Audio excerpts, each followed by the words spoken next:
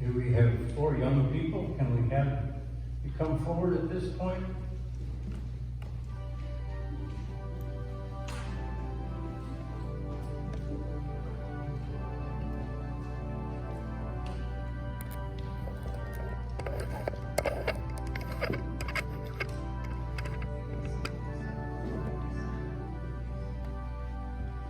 Well, we're kind of spread out this morning, isn't it? Should we, I ask you a question. It might be difficult to feel this question just on the spot, but let's see how you do with it. What's more important in life? Things you can touch and feel, or things that you can't see or touch or feel? I know, it's a tough question. Does anybody have an answer? Well, that's the oldest one. It depends on. Okay. What does it depend upon? What it is. All right. Can any of you think, and this is for you guys too, I think you can do this. Are there any things you can think of that are important that you can't touch or feel? Okay. Okay. Well, that's the biggest one, right? We can't touch or feel them. What other things? What other things can you think of that you can't touch or feel? I mean, actually.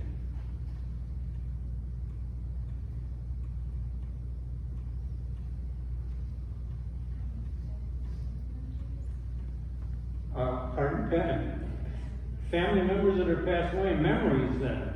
So memories are important, aren't they? Okay, are good memories very important to you? Yeah. Okay, what else? What's a word we use so often when we talk to each other that's really important?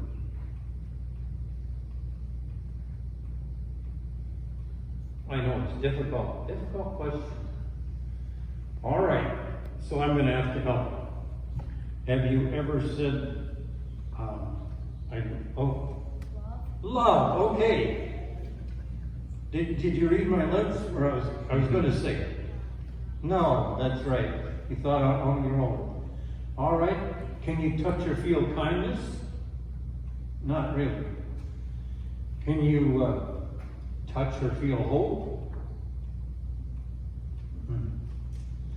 All of these things that we talk about that are really, really important in life, a good share of you can't actually see or measure, but they're really important. And you said it, God is the most important. We can't touch, feel, but we know that there's a presence of God. You did really well considering the difficulty of it, so give me a hand.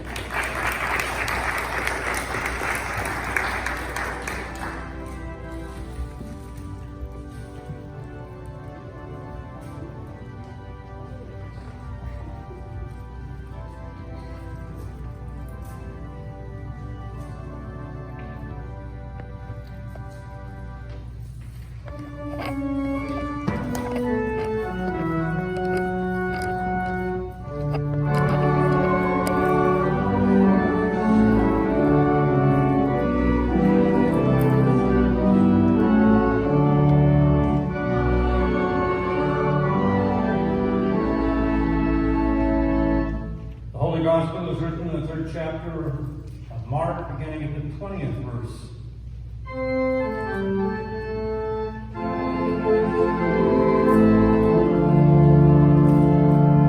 Jesus went home, and the crowd came together again, so that Jesus and the disciples could not even eat. When his family heard it, they went out to restrain him, for people were saying, "He has gone out of his mind." And the scribes who came down from Jerusalem said, "He has Beelzebub, and by the ruler of the demons he casts out demons." And he called to them and spoke to them in parables. How can Satan cast out Satan? If a kingdom is divided against itself, that kingdom cannot stand. And if a house is divided against itself, that house will not be able to stand. And if Satan has risen up against himself, and is divided, he cannot stand, but his end is come. But no one can enter a strong man's house and plunder his property without first tying up the strong man. Then indeed the house can be plundered. Truly I tell you, people will be forgiven for their sins and whatever blasphemies they utter.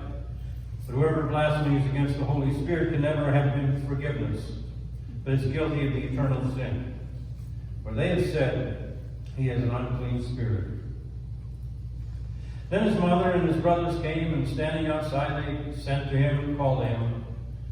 A crowd was sitting around him, and they said to him, your mother and your brothers and sisters are outside asking for you.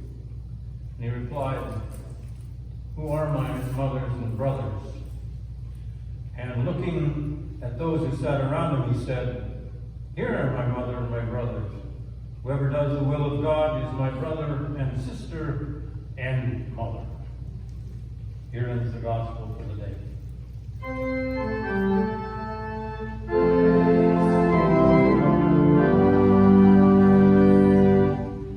Please be seated.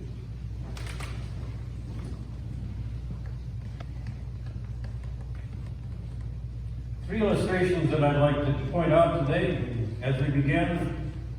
And the text that we're studying and using for our morning worship service is the epistle text from the second letter of Paul to the Corinthians. Most of you are familiar with a song made famous by Johnny Cash in 1989, written by a person who talks about a young man whose father left him at the age of 3. He left him at the age of 3, and all he left behind to his mother and himself was an old guitar and an empty bottle of booze. He said he was not so angry at his father because he had gotten scared and moved out and run away, but he was really angry about the last thing his father did before he left the household, and that was to name him Sue. He said he thought he must have done it as a joke. But he said when it was mentioned, the girls would giggle and the boys would laugh, and he'd get angry and beat them up. I grew up quick and I grew up mean. My fists got hard and my wrists got keen. And I roamed from town to town to hide my shame. But I made a vow, he says, I made a vow that when I would find that man who named me Sue, I would kill him. Well, one day he's going and he goes into a bar and he sees at the dealer's table a man who immediately sparks his memory. It's the spitting image of the picture that his mother gave of his dad before he left. He recognized him by the scar on his face. He was inflamed, and he went up to the table where his father was, and he says, how do you do? My name is Sue, and I'm going to kill you. Well, he said, I took a swift fist and punched him between the eyes. He rolled on the floor, and immediately I was surprised he got up. He took the knife out of his pocket and cut off my ear. And he said he got into a fight, and they rolled and beat each other up until they went on the outside. And then he pulled his gun, and his father pulled his gun, and they looked at each other. And his father looked at him and smiled. And he said, son, this world is rough, and a man's going to make it. He's got to be tough. And I knew it wouldn't be easy there to help you along, so I gave you that name, and I said goodbye. I knew you'd have to get tough or die, and it's that name that helped to make you strong. He said, now you just fought one heck of a fight, and I know you hate me, and you got the right to kill me now, and I wouldn't shame you if you did. But you ought to thank me before I die for the gravel in your gut and the spit in your eye. Because I'm the man that named you Sue. Yeah, what could I do? He said. I got all choked up when I dropped my gun. I called him Dad, and he called me son. I came away with a different point of view. And I think about him now and then, every time I try, and every time I win. And the moral of the story was that no matter how flawed his father was, and the thing that shamed him all his life because of something his father had done, he recognized after another encounter that no matter how flawed he was, he did what he did because he thought it would help him get through a very tough and difficult life. Here's another story much like it, but this is more important and closer to me because, first of all, it's true, it's current, and it involves a golfer. Tiger Woods is arguably first or second greatest golf player in the world. And the person who was most influential in his life was his father.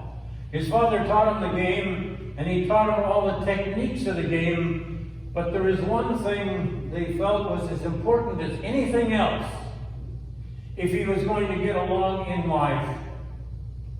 He would have to learn to deal with the prejudice that he would feel as a matter of a different color. And so one of the things that he was going out to go to the tee to tee up or to make a swing, he would hurl out some kind of racial epithet that we can't even say the word for anymore.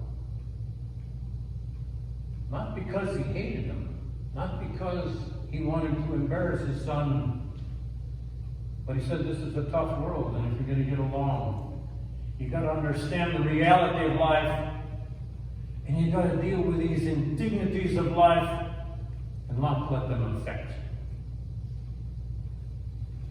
Tiger has often said that his father's influence is a great part of why he survived, especially when he went to the Masters tournament the first time in an all-wide, very discriminatory world. Third illustration I'd like to use is a throwback to after the Second World War, where we had some of the atheist philosophers come out and start talking about God is dead. One of the philosophers after the Second World War and talking about the 71 million people that had died as a result of that war, the 11 million Jews that were exterminated because one country thought that another race of people shouldn't even exist. And then the bombs of Hiroshima and Nagasaki that destroyed innocent citizens. That atheist said, there's only two things that you can say about this if you're trying to justify in terms of God. Said either you can say, as some religious people are saying, that this is God's punishment to the world, or you can say, God just pulled back and is letting everything happen and doesn't care. And he said neither explanation is tenable. So I make the statement that God is dead. Well, you understand that the Christian church has made a statement in terms of the explanation of evil. That man was created by God in perfect condition. The world was created in perfect condition. And he paid man the intolerable price of free will, and mankind decided to rebel against God, and therefore created evil, and it has deadened our life to a great extent. The world is infiltrated by evil, not because of God's command or his desire to punish, but as a result of mankind's inhumanity to each other. Now, in our epistle lesson, Paul is writing to the Corinthians, and they are suffering. They are suffering a lot of inhumane things. They are suffering persecution. They are suffering from rivalries within the church, by a lot of immorality that is going in the church. And in the second letter, Paul deals with the fact that people are telling him not to even listen to Paul because he has no real experience with Jesus or with God. They're perplexed. And Paul is writing to them, and he's saying, this is a rough world. If you're going to be a Christian and follow Christ, you are going to have a lot of indignities, a lot of things that you can't understand because evil has permeated the world. Now, the text that was read isn't quite the entire text from the 2 Corinthians for this Sunday. But let me read the words that they skipped in that bulletin. But we have this treasure in our jars of clay to show the all-surpassing power from God and not from us. We are pressed on every side, but not crushed. We are perplexed, but not in despair.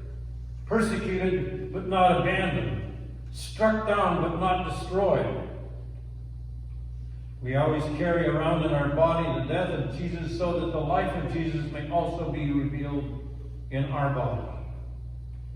For we who are alive are always being given over to death for Jesus' sake so that life might be revealed in our mortal body. So death is at work in us, but life is at work in you. Paul is telling the Corinthians, yeah, it's tough.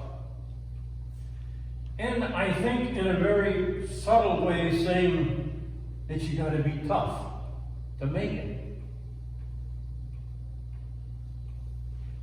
And if you're feeling negative toward God and this whole business of following Christ,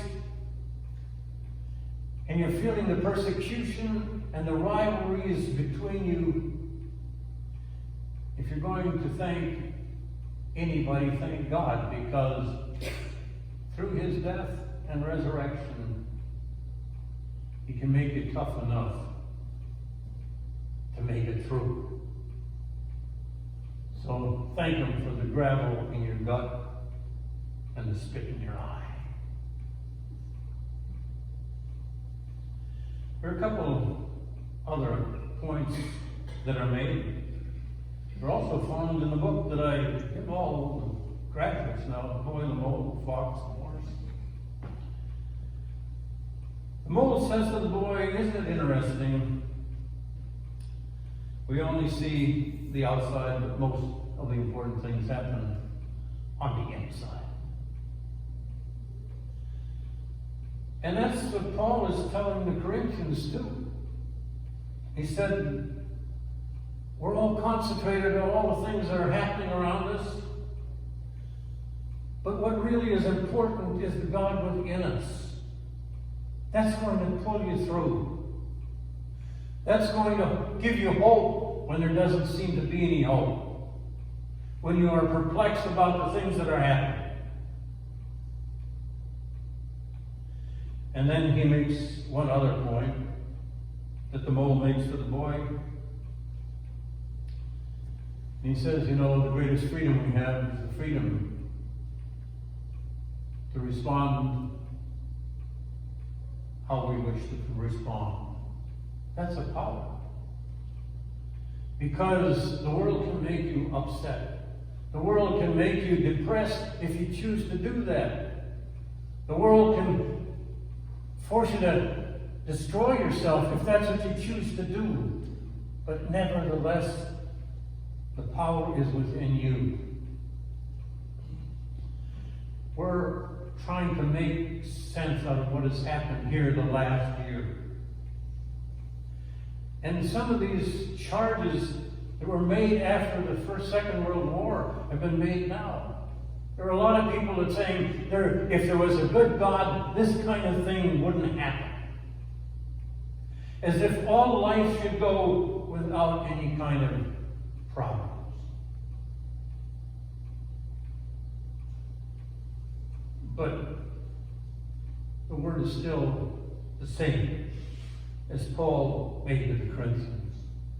You've got to be a little tough. But what makes you tough?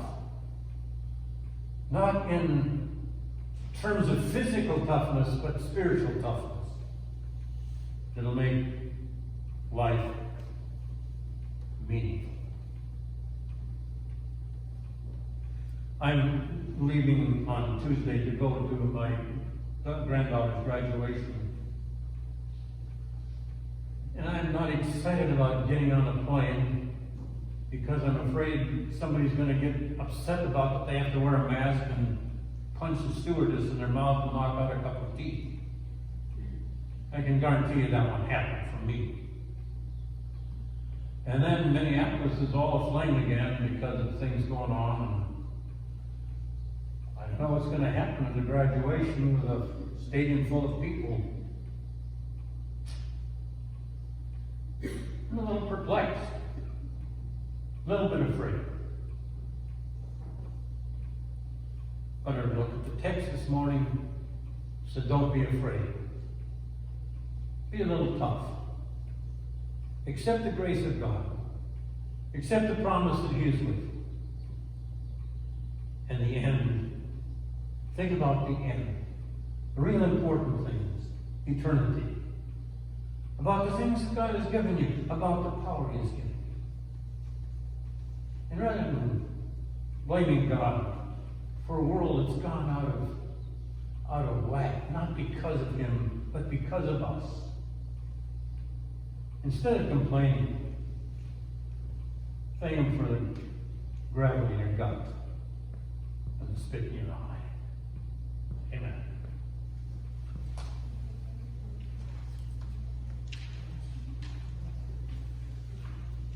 Sermon hymn, let us now go to the banquet, 523. Please stand if you are able. 523.